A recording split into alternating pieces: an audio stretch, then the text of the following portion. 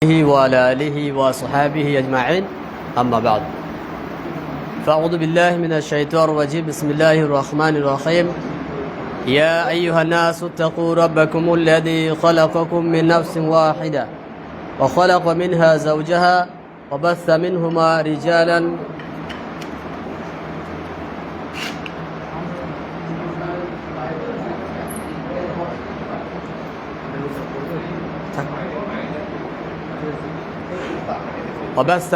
رجالا كثيرا ونساء واتقوا الله الذي تساءلون به والأرحام إن الله كان عليكم رقيبا وقال الله تعالى فإن آمنوا بمثل ما آمنتم به فقد اهتدوا মহান আল্লাহ সুবহানাহু ওয়া তাআলার নিমিত্তে সমস্ত প্রশংসা জ্ঞাপন করছি যে মহান আল্লাহ সুবহানাহু ওয়া তাআলা আমাদেরকে আজকের এমন একটি দিনে সভাতে বসার এবং সেখানে বসে কিছু দিনের কথা শ্রবণ করার সুমতি প্রদান করেছেন। এই জন্য বলি আলহামদুলিল্লাহ।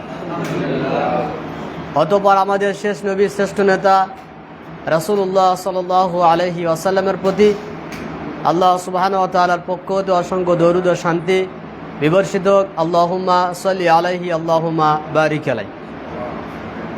আমরা এখানে প্রত্যেক মানুষ প্রত্যেক ব্যক্তি এসেছি, একত্রিত হয়েছি মূলত দিনের কিছু কথা শ্রবণ করার জন্য, এবং দিনের কথা শ্রবণ করে আমাদেরকে পরিশুদ্ধ হওয়া প্রয়োজন এবং যতটুকু জানব তদ অনুযায়ী আমাদেরকে আমল করা আবশ্যিক। আজকের আমরা দিনকে বুঝি, দিনকে জানি, দিনের বিষয়ে আমরা অনেকটাই এগিয়ে আছি, কিন্তু আমাদের সবচেয়ে সমস্যা যে জায়গাতে তা হচ্ছে আমরা আমলের দিকটা অনেকটা পিছিয়ে। মহান আল্লাহ সুবহানাহু ওয়া তাআলা তিনি মানব জাতির পূর্বে জিন জাতিকে দুনিয়াতে প্রেরণ করেছিলেন, কিন্তু জিন জাতি দুনিয়াতে এসে তারা কি করলো? তারা ফিতনা সৃষ্টি করলো, ফাসাদ সৃষ্টি করলো। আল্লাহ রাব্বুল আলামিন পরবর্তীতে প্রেরণ করলেন মানব জাতিকে এবং আমাদেরকে সৃষ্টি করলেন, আমাদেরকে দুনিয়াতে পাঠালেন। সৃষ্টি করার পরে অথচ আল্লাহ সুবহানাহু ওয়া তাআলা তিনি আদম আলাইহিস সালামকে সৃষ্টি করেছিলেন এবং সৃষ্টি করে জান্নাতে রেখেছিলেন, কিন্তু মহান আল্লাহ সুবহানাহু ওয়া তাআলা তিনি সর্বপ্রথম মানুষ অর্থাৎ আদম আলাইহিস সালামকে সৃষ্টি করার পর তিনি যখন সমস্ত ফেরেশতা মণ্ডলীকে এই মর্মে আদেশ করলেন যে তোমরা সকলে সাজদা করো আদমকে, তখন ফেরেশতারা সকলে সাজদা করলো ইল্লা ইবলিস।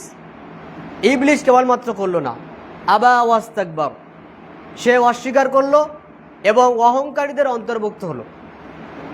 ওয়া কানা মিনাল কাফিরিন, এবং আল্লাহ সুবহানাহু ওয়া তাআলার জ্ঞানে সে ছিল একজন কাফের, অস্বীকারী। আদম আলাইহিস সালামকে আল্লাহ সুবহানাহু ওয়া তাআলা জান্নাতে প্রেরণ করলেন, জান্নাতে দিলেন।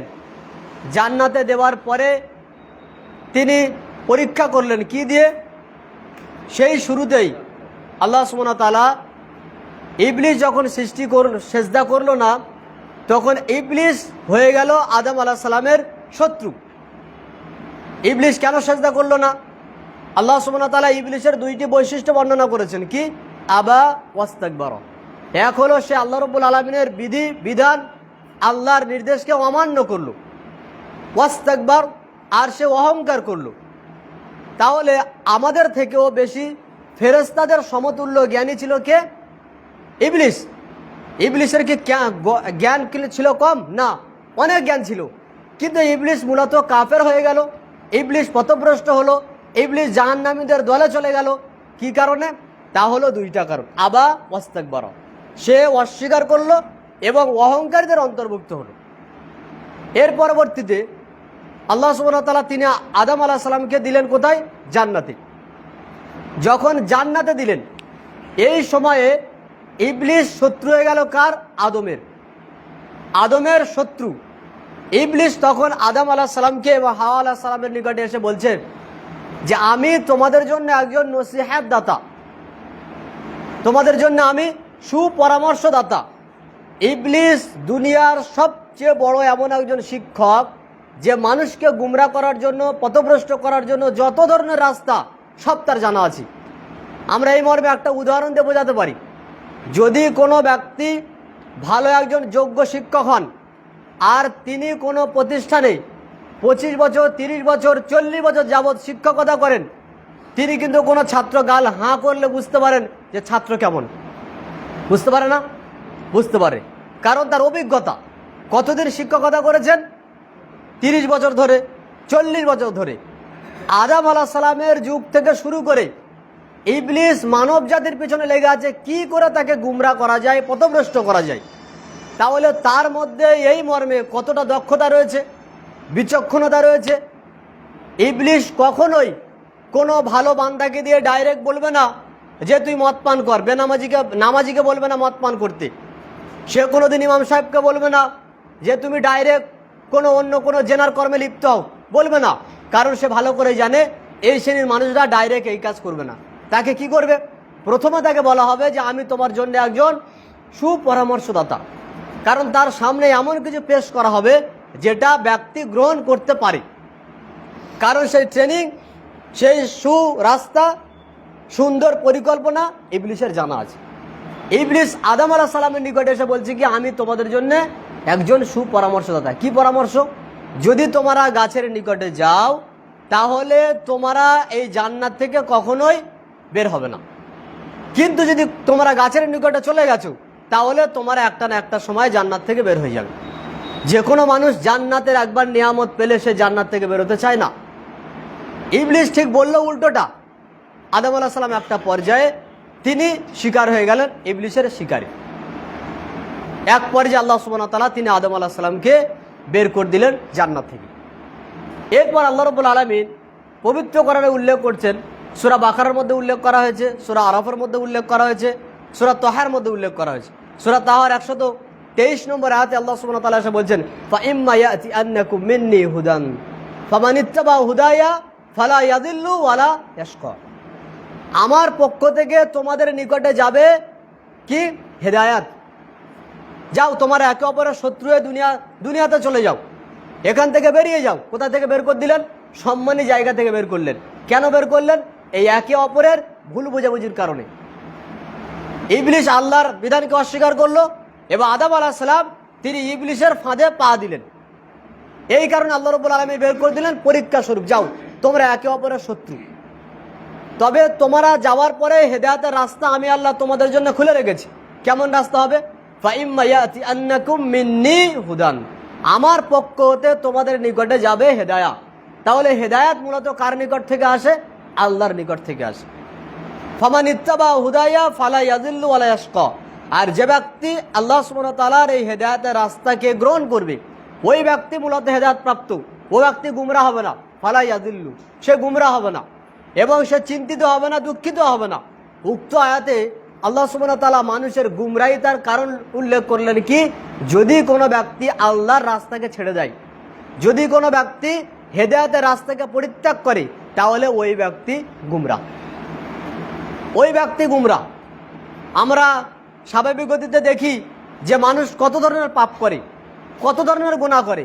প্রত্যেকটা গুনার পিছনে রয়েছে শয়তানের সুরসুরি, প্রত্যেকটা গুনার পিছনে রয়েছে এই শয়তানের প্ররোচনা। কারণ শয়তান পুরো পৃথিবীতে সদা সর্বদা মানুষের পিছনে লেগে আছে কখন তাকে গুমরা করা যায়, কখন তাকে পথভ্রষ্ট করা যায়। কিভাবে পথভ্রষ্ট করা যায়? মসজিদে সালাত আদায় করবেন, শয়তান আপনার সঙ্গে চলে এসেছে। আজান হবে, মসজিদ থেকে পালিয়ে গেল, যতদূর আজানের আওয়াজ যায়, আবার ফিরে আসছে, আবার আজান শেষ, শয়তান চলে এলো। আল্লাহু আকবার বলে নামাজে দাঁড়াচ্ছেন, শয়তান তখন বলছে উস্কুর কাদা, এটা মনে করো, সেটা মনে করো, ওটা মনে করো। আপনাকে যত ধরনের যা আপনি মনে করতে পারেন না কল্পনার বাইরে, আল্লাহু আকবার বলে তাকবীরে তাহরিমা বাঁধেন, দেখবেন আপনার সব কথা মনে চলে এসেছে। কারণ শয়তান এটা আপনাকে চাচ্ছে গুমরা করতে। কিভাবে? নামাজে যেন মন না থাকে।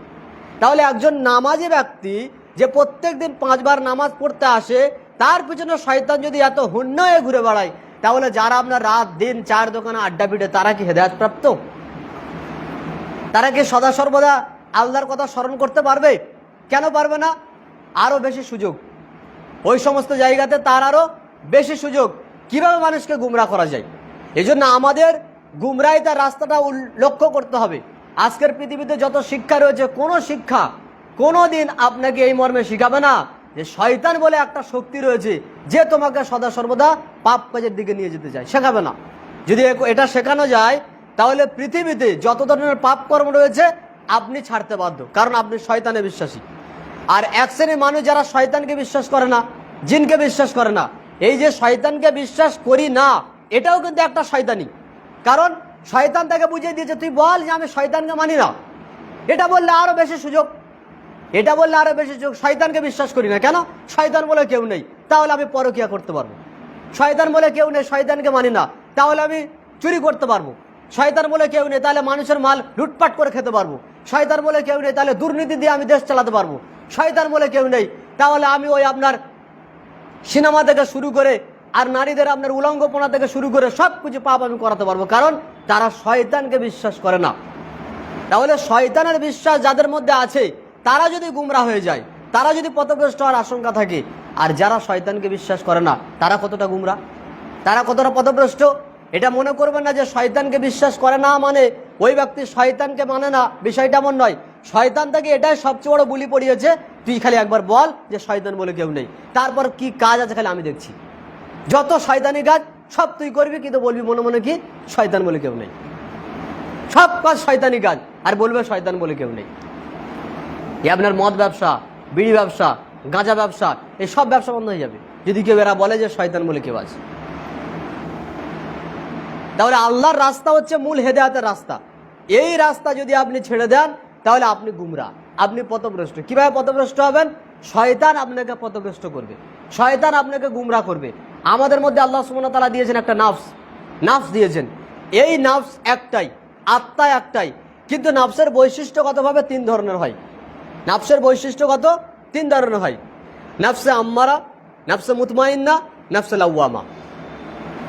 নাফসে লাওয়ামা হচ্ছে ওই নাফস যে আপনি যদি এমন ব্যক্তি হন যে কোনো খারাপ কর্মের কারণে আপনার মনে মনে কষ্ট হয় এবং মনে হয় যে এই কাজটা আমি কেন করলাম, এবং যদি আপনি কোনো ভালো কর্ম করেন তাহলে আপনার এটা মনে হয় যে আর একটু কেন করলাম না, এত কম কেন হলো, আর একটু করলে ভালো হতো। তার মানে আপনাকে সদা সর্বদা আফসোসের মধ্যে রেখে দেয়।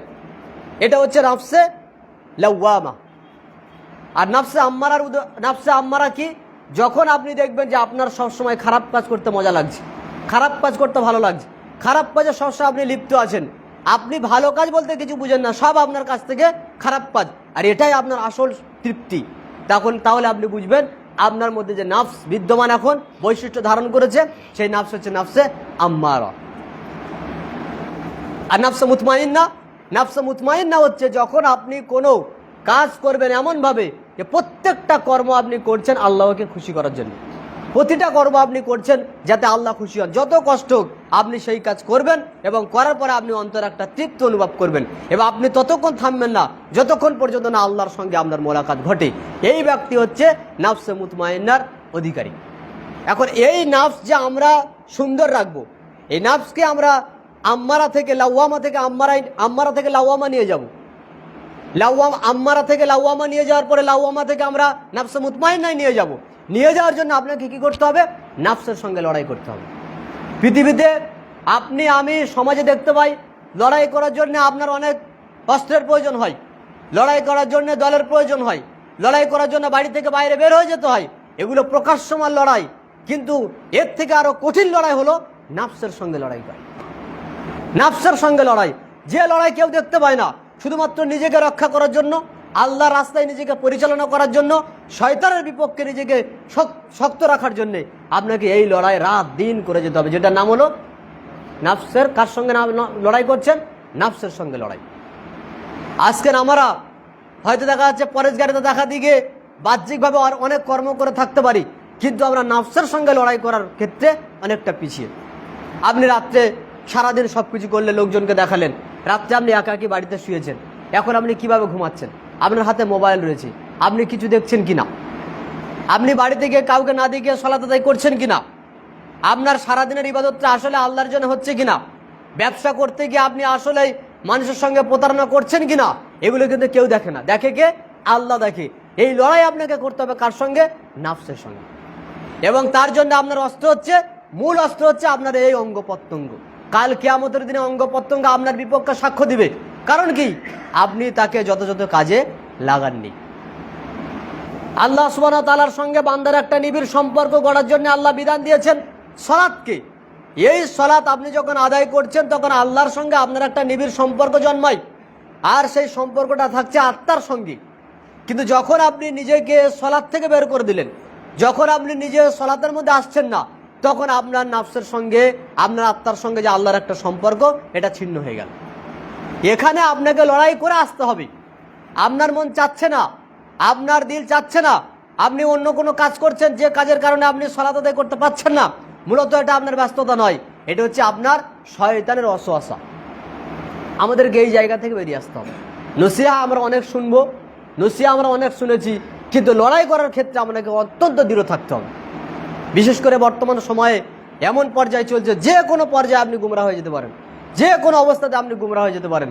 এই জন্যে আমাকে বা আপনাকে আল্লাহর হেদায়েতের রাস্তায় চলার জন্যে যে হাতিয়ার গ্রহণ করতে হবে, তা হচ্ছে আপনাকে এই হাত, পা, চোখ, কান খোলা রেখে দিয়ে নাফসের বিরুদ্ধে লড়াই করতে হবে। যে নাফস সদা সর্বদা চায় যে আপনাকে দিয়ে পাপ করাবে, শয়তানের ওয়াসওয়াসা গ্রহণ করে। মহান আল্লাহ সুবহানাহু ওয়া তাআলা তিনি পবিত্র কোরআন অবতীর্ণ করেছেন আমাদের নবী সাল্লাল্লাহু আলাইহি ওয়াসাল্লামের উপরে। সূরা জুমারের ৪১ নম্বর আয়াতে আল্লাহ তাআলা বলছেন, ইন্না আনজালনা আলাইকাল কিতাব, মুহাম্মদ সাল্লাল্লাহু আলাইহি ওয়াসাল্লাম, আমি আপনার উপর অবতীর্ণ করেছি কিতাব। ফামান ইহতাদা ফালিনাফসি ইন্না আনজালনা আলাইকাল কিতাবা লিন-নাসি বিল হক, আমি আপনার উপরে কিতাব অবতীর্ণ করেছি সত্য সহ মানব জাতির জন্য। ফামান ইহতাদা ফালিনাফসি, যে ব্যক্তি এই কিতাব দ্বারা হেদায়েত প্রাপ্ত হলো, সে ব্যক্তি প্রকৃতপক্ষে নিজের ভালোই করলো। ওয়ামান দাল্লা ফাইন্নামা ইয়াদুল্লু আলাইহা, আর যারা এই কিতাবের মানে শুনলো, যারা আল্লাহর হেদায়েতের রাস্তায় আসলো না, যারা সঠিক রাস্তাকে চিনল না, মূলত তারা নিজের ক্ষতি নিজেই করলো। ফলে নাফসি, তার নিজের দায় নিজের উপরে। ওয়ামা আনতা আলাইহিম বিওয়াকিল, মুহাম্মদ সাল্লাল্লাহু আলাইহি ওয়াসাল্লামকে আল্লাহ সুবহানাহু ওয়া তাআলা তিনি বলছেন, আপনাকে আমি প্রেরণ করিনি তাদের তত্ত্বাবধায়ক করে। আপনার দায়িত্ব তাদেরকে বলে দেন, আপনি তাদেরকে দাওয়াত দিতে থাকেন। তবে মানুষ যদি এমনটাই চিন্তা করে যে হেদায়েতের রাস্তায় চলতে চায়, তাহলে তাকে আল্লাহ রাব্বুল আলামিনের রাস্তায় ফিরে আসতে হবে, অর্থাৎ কোরআনুল কারীমের রাস্তায় ফিরে আসতে হবে, নইলে মানুষ গুমরা হবে, কিছু করার নেই। দ্বিতীয় নম্বর, আমরা গুমরাহিতা থেকে বাঁচবো কিভাবে? গুমরাহিতা থেকে বাঁচার জন্য আরেকটি রাস্তা, তা হচ্ছে রাসূলুল্লাহ সাল্লাল্লাহু আলাইহি সাল্লামের নীতিকে গ্রহণ করা। আপনি আমাল করছেন, দিন মানছেন, ঠিকই আছে, কিন্তু আপনার দিন, আপনার আমাল, আপনার এই দিন মানার নীতি যদি রাসূলুল্লাহ সাল্লাল্লাহু আলাইহি সাল্লামের নীতি আনুপাতিক না হয়, তাহলেও আপনি গুমরা। কিভাবে গুমরা? পবিত্র কোরআনে আল্লাহ সুবহানাহু ওয়া তাআলা তিনি উল্লেখ করছেন, ওয়াইন তুতিউহু তাহতাদু, যদি তারা মুহাম্মদ সাল্লাল্লাহু আলাইহি ওয়াসাল্লামের আনুগত্য করত, তাহলে তারা হেদায়েত প্রাপ্ত হতো। যদি তারা রাসূলুল্লাহ সাল্লাল্লাহু আলাইহি ওয়াসাল্লামের আনুগত্য করত। সূরা নূরের ৫৪ নম্বর আয়াত, ওয়াইন তুতিউহু তাহতাদু ওয়ামা আলাইনা ইল্লাল বালাগুল মুবিন। আর রাসূলের উপরে দায়িত্ব শুধুমাত্র তাদের নিকটে বাণীকে পৌঁছে দেওয়া। এখানে আল্লাহ রাব্বুল আলামিন দুইটা কথা বললেন, যার প্রথম কথা হচ্ছে যে যদি তারা রাসূলুল্লাহ সাল্লাল্লাহু আলাইহি ওয়াসাল্লামের আনুগত্য করে, যদি তারা রাসূল সাল্লাল্লাহু আলাইহি ওয়াসাল্লামের রাস্তাকে ফলো করে, তাহলে তারা হেদায়েতের উপরে থাকবে। আর রাসূল সাল্লাল্লাহু আলাইহি ওয়াসাল্লামের দায়িত্ব হলো তাদের নিকটে আল্লাহর বাণীকে পৌঁছে দেওয়া। যদি কোনো ব্যক্তি রাসূলের হেদায়েতকে গ্রহণ না করে, তাহলে সেই ব্যক্তি গুমরা। এটা থেকে প্রমাণ হলো সূরা আহজাবের ৩৬ নম্বর আয়াতে আল্লাহ সুবহানাহু ওয়া তাআলা তিনি বলছেন, ওয়ামা কানা লিমুমিনিন ওয়ালা মুমিনাতিন ইযা কাদাল্লাহু ওয়া রাসূলুহু আমরান আন ইয়াকুনা লাহুমুল খিয়ারাতু মিন আমরিহিম। কোনো মুমিন পুরুষ এবং কোনো মুমিন নারীর উপরে এই মর্মে কোনো অধিকার দেওয়া হয়নি, তাদের উপরে এই রকম কোনো অধিকার ন্যস্ত করা হয়নি যে আল্লাহ ও তার রসুল কোনো বিষয়ে ফয়সালা দিল, আর সেই ব্যক্তি মুমিন বা মুমিনা দাবি করার পরে অন্য কোনো রাস্তাকে চয়ন করলো। এখান থেকে আল্লাহ সুবহানাহু ওয়া তাআলা তিনি উল্লেখ করছেন, যদি আপনি মুমিন হয়ে থাকেন, যদি আপনি সত্যিকার অর্থে আল্লাহ বিশ্বাসী হয়ে থাকেন, তাহলে আল্লাহ আপনার জন্য যা ফয়সালা করেছেন, রাসূল আপনার জন্য যা ফয়সালা করেছেন, ওটাই আপনার জন্য শ্রেষ্ঠ ফয়সালা বলে মেনে নিতে হবে। ওয়ামাই ইয়াসিল্লাহ ওয়া রাসূলাহু ফাকাদ যাল্লা যালালাম মুবিনা। আর যে ব্যক্তি আল্লাহ ও তার রাসূলের বিরুদ্ধাচরণ করলো এই ব্যক্তি প্রকাশ্য গুমরাহ। তাহলে আপনার গুমরাহিতার জন্যে দায়ী কি? আপনার গুমরাহিতার জন্য দায়ী হলো যে আপনি রাসূলের আদর্শ থেকে নিজেকে সরিয়ে নিলেন, রাসূলের আদর্শচ্যুত হলেন। যদি এমনটা হয় তাহলে আপনি পথভ্রষ্ট, আপনি গুমরাহ। আপনি হেদায়েতের উপরে আছেন বা আমি হেদায়েতের উপরে আছি, কি দিয়ে বুঝবো? রাসূলের আদর্শের উপরে আমরা চলছি কিনা এটা দিয়ে আমরা বুঝবো। রাসূলের আদর্শ আমার মধ্যে আপনার মধ্যে আছে কিনা এটা দিয়ে আমরা বুঝবো। আমরা অনেক আমল করি, যে আমলগুলো যদি রাসূলের সঙ্গে না মিলে তাহলে আমলটা কি হয়ে যাবে? ওই আমলটা গুমরাহিতা রাস্তায় পড়ে যাবে। যেমন এখন চলছে রবিউল আউয়াল, এই মাসটা চলছে রবিউল আউয়াল। কয়েকদিন পরে আমাদের সমাজে কিছু মানুষ আছে তারা রাসূলুল্লাহ সাল্লাল্লাহু আলাইহি ওয়াসাল্লামের নামে জন্মদিবস পালন করবে, আল্লাহ রাসূলের জন্মদিবস পালন করবে। রাসূল সাল্লাল্লাহু আলাইহি ওয়াসাল্লামের জন্মদিবস পালন করা নেকির কাজ, রাসূলের জন্মদিবস পালন করা নেকির কাজ। যদি এটা রাসূল সাল্লাল্লাহু আলাইহি ওয়াসাল্লামের পক্ষ থেকে প্রমাণ থাকে তো করতে কোনো বাধা নেই। কিন্তু আল্লাহর নবী সাল্লাল্লাহু আলাইহি ওয়াসাল্লাম তিনি তো এমন কিছু বলেননি, বরং পবিত্র কোরআনে আল্লাহ সুবহানাহু ওয়া তাআলা উল্লেখ করছেন সূরা আল ইমরানের 31 নম্বর আয়াতে, কুল ইন কুনতুম তুহিব্বুনাল্লাহ, বলো যদি তোমরা আল্লাহকে ভালোবাসতে চাও ফাত্তাবিউনি, আমার আনুগত্য করো। জন্মদিবস পালন করে আল্লাহর ভালোবাসা পাওয়া যাবে না, রাসূলের আনুগত্য করে আল্লাহর ভালোবাসা পাওয়া যায়। আর যদি তোমরা রাসূলের আনুগত্য করো তাহলে কি হবে? ইউহিব্বুকুমুল্লাহ, আল্লাহ তোমাদেরকে ভালোবাসবেন। ওয়া ইয়াগফিরু লাকুম যুনুবাকুম, তোমাদের গুনাহসমূহকে মাফ করে দিবেন। আল্লাহু গফুরুর রহিম, নিশ্চিত আল্লাহ পরম ক্ষমাময়, পরম দয়ালু। এই আয়াতে আল্লাহ রাব্বুল আলামিন যেটা বলছেন, যদি তোমরা আল্লাহর ভালোবাসা পেতে চাও তাহলে তোমরা রাসূলের আনুগত্য করো। রাসূল সাল্লাল্লাহু আলাইহি ওয়াসাল্লামকে বলতে বলছেন, আপনি বলে দেন যে তোমরা যদি আল্লাহর ভালোবাসা পেতে চাও তো আমার আনুগত্য করো। মূলত রাসূলের আনুগত্য করাই হচ্ছে আল্লাহ সুবহানাহু ওয়া তাআলার আনুগত্য করা। কারণ স্পষ্ট দলিল সূরা নিসার ৮০ নম্বর আয়াতে আল্লাহ সুবহানাহু ওয়া তাআলা তিনি বলছেন, মাই ইউতিউর রাসূলা ফাকাদ আতা আল্লাহ, যে ব্যক্তি রাসূল সাল্লাল্লাহু আলাইহি ওয়াসাল্লাম আনুগত্য করলো ওই ব্যক্তি আল্লাহর আনুগত্য করলো। কত মর্যাদা দিচ্ছেন রাসূল সাল্লাল্লাহু আলাইহি ওয়াসাল্লামকে, কত মর্যাদা! আপনি আমি নিজে নিজে কোরআন বুঝে নিজের যদি আমি কোনো আমল করতে থাকি যে আমলে রাসূল সাল্লাল্লাহু আলাইহি ওয়াসাল্লামের কোনো নির্দেশনামা নেই, রাসূলের কোনো আদর্শ নেই, তাহলে আপনি অবশ্যই গুমরাহ। নেকির কাজ মনে করো আপনি গুমরাহ। কারণ মানুষ যখন কোনো কর্ম করে আল্লাহকে খুশি করার জন্য তখন সে মনে করে নেকি কাজ, কিন্তু নেকির কাজ হ্যাঁ আর নেকির কাজ না, এর মানদণ্ড কি? এর মানদণ্ড হচ্ছেন মুহাম্মদ সাল্লাল্লাহু আলাইহি ওয়াসাল্লাম। পার্থক্য এই জায়গাতে।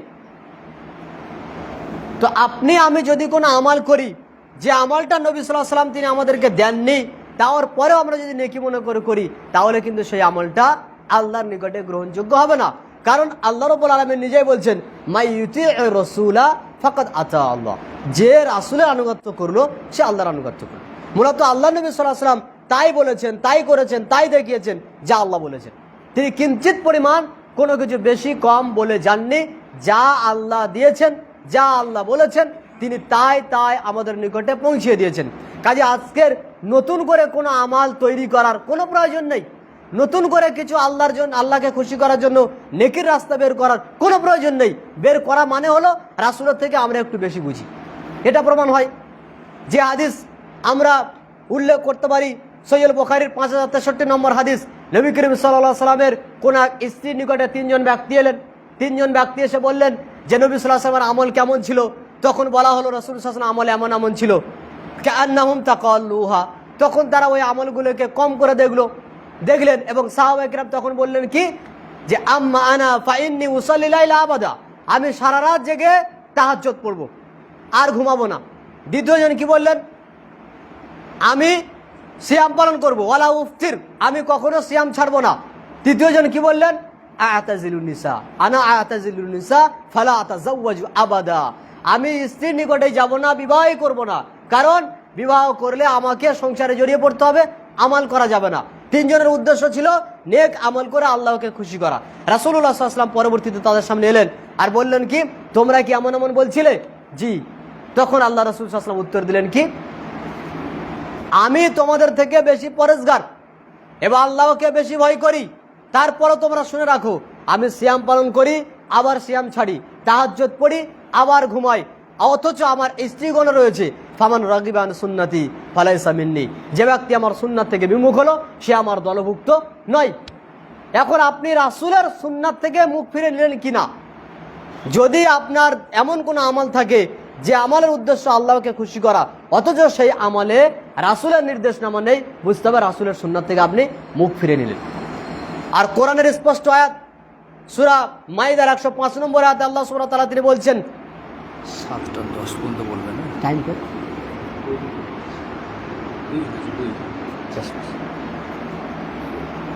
আল্লাহ রাব্বুল আলামিন তিনি বলছেন পবিত্র কোরআনে, ওয়াইদা কিলা লাহুম তাআলাউ ইলা মা আনজালাল্লাহু ওয়া ইলা রাসূল, যখন তাদেরকে বলা হয় তোমরা এসো, আল্লাহ তোমাদেরকে যেদিকে ডাকে, রাসূল তোমাদেরকে যেদিকে ডাকে তোমরা সেদিকে এসো। ক্বালু হাসবুনা মা ওয়াজাদনা আলাইহি আবানা, তখন তারা বলে বরং আমরা আমাদের পিতৃপুরুষদেরকে যার উপর পেয়েছি সেটাই আমাদের জন্য যথেষ্ট। আল্লাহ উত্তরে কি বলছেন, আওয়ালাউ কানা আবাউহুম লা ইয়ালামুনা শাইয়্যান ওয়া লা ইয়াহতাদুন, দুটো বাক্য। যদিও তারা জানতো না, যদিও তারা হেদায়েতের উপরে ছিল না, তারপরে কি মানবে? তারা হেদায়েতের উপরে ছিল না, কি কারণে? তাদেরকে আহ্বান করা হচ্ছে এসো আল্লাহর দিকে এবং রাসূলের দিকে। তার মানে আল্লাহ ও তার রাসূলের দিকে ছাড়া অন্য রাস্তার দিকে গেলে কি হবে? গুমরাহ, পথভ্রষ্ট। তারা বলছে কি হাসবুনা, আমাদের জন্য যথেষ্ট, আমাদের পিতৃপুরুষ যার উপরে ছিল।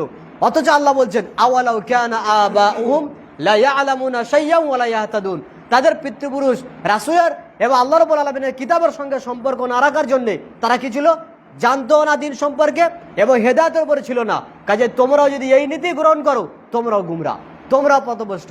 আর একটা হাদিস আমি উল্লেখ করব, সেটা হলো পবিত্র কোরআনে আল্লাহ সুবহানাহু ওয়া তাআলা এবং রাসূলুল্লাহ সাল্লাল্লাহু আলাইহি ওয়াসাল্লাম নিজেই সাহাবায়ে কেরামের নীতিগুলোকে, আদর্শগুলোকে ফলো করার জন্য আমাদেরকে আদেশ করেছেন। যেমন পবিত্র কোরআনে আল্লাহ সুবহানাহু ওয়া তাআলা উল্লেখ করেছেন সূরা বাকারার 137 নম্বর আয়াতে, ফাইন আমানু বিমিসলি মা আমানতুম বিহি ফাকাদ ইহতাদাও, যদি তারা ওইরূপ ঈমান আনতো যেমন তোমরা ঈমান এনেছো। ফাইন আমানু বিমিসলি মা আমানতুম বিহি, অর্থাৎ সাহাবীদের মতো যদি তারা ঈমান আনতো তাহলে তারা অবশ্যই হেদায়েত প্রাপ্ত হতো।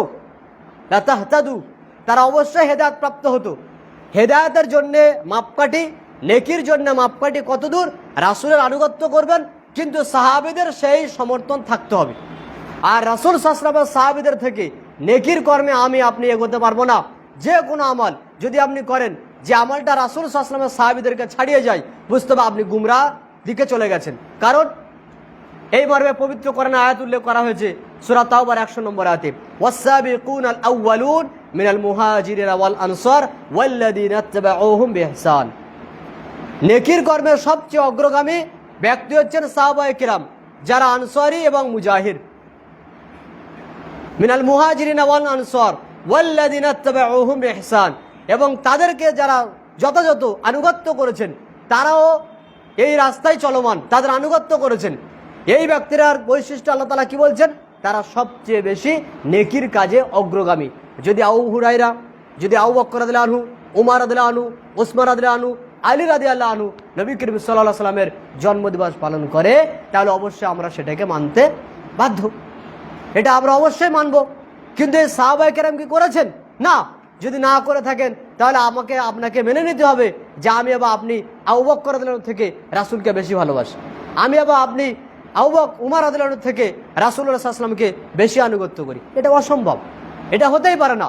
মূলত তাদেরকে ছাপিয়ে যাওয়া, তাদেরকে এগিয়ে যাওয়া মানে হলো আপনি গুমরাহ, আপনি পথভ্রষ্ট। এই জন্য আমাদেরকে এই মর্মে 3টি লক্ষ্য রাখতে হবে রাস্তা। হেদায়েতকে চেনার জন্যে, হেদায়েতের রাস্তায় পরিচালিত হওয়ার জন্যে পবিত্র কোরআনে আল্লাহ সুবহানাহু ওয়া তাআলা যা বলেছেন সেগুলোকে যথাযথভাবে মূল্যায়ন করা। 2 নম্বর, সেগুলোকে মূল্যায়ন করার জন্যে নবী করিম সাল্লাল্লাহু আলাইহি ওয়াসাল্লামের আনুগত্য করা এবং আনুগত্যের মাপকাঠি হিসেবে রাসূল সাল্লাল্লাহু আলাইহি ওয়াসাল্লামের সাহাবাদেরকে সামনে রেখে দিয়ে দ্বীনের আনুগত্য করা। এই 3টি ফর্মুলা আমাদের সামনে রাখতে হবে। সর্বশেষ বাক্য হলো এটাই যে আল্লাহ সুবহানাহু ওয়া তাআলা তিনি আমাদের মানব জাতির এবং জিন জাতির সৃষ্টিকর্তা। তিনি ভালো করেই জানেন যে আমাদের জন্য সঠিক রাস্তা কোনটা, আমাদের জন্য আসল প্রকৃত রাস্তা কোনটা। আজকের গোটা বিশ্বের মানুষ যদি আপনার জন্য কোনো সংবিধান তৈরি করে দিয়ে যায়, আপনার এবং আমার জন্য কোনো একটা কিতাব লিখে যায় যে এই কিতাবটা ফলো করলে তোমরা সঠিক রাস্তায় চলতে পারবে, অসম্ভব, অসম্ভব। মারামারি, পিটাপিটি, লাটালাটি সব কিছুই হবে।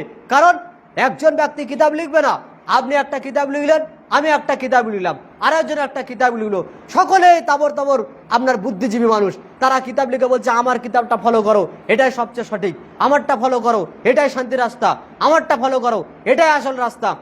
অথচ এরা সকলে কি মানুষ, এদের পরিপূর্ণ জ্ঞান নেই, এরা পরিপূর্ণ জ্ঞানের বিপরীতে আছে, এদের ভুল হয়, এদের ত্রুটি হয়, এরা পথভ্রষ্ট হয়, কারণ জ্ঞান কমতির কারণে, শয়তানের ওয়াসওয়াসার কারণে।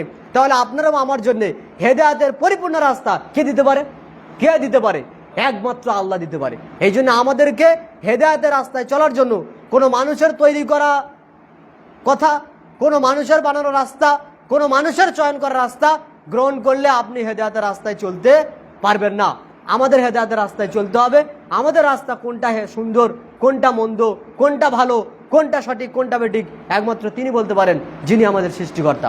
এই জন্য আমাদেরকে হেদায়েতের রাস্তায় চলার জন্য আল্লাহ সুবহানাহু ওয়া তাআলার কিতাবকে মূল্যায়ন করতে হবে, রাসূলুল্লাহ সাল্লাল্লাহু আলাইহি ওয়াসাল্লামকে মূল্যায়ন করতে হবে, সাহাবীদের মতো আমাদেরকে আমলের জগতে এগোতে হবে। আল্লাহ সুবহানাহু ওয়া তাআলা আমাদেরকে যতটুকু শুনিয়েছেন তদ অনুযায়ী আমল করার সুবিধা প্রদান করুন।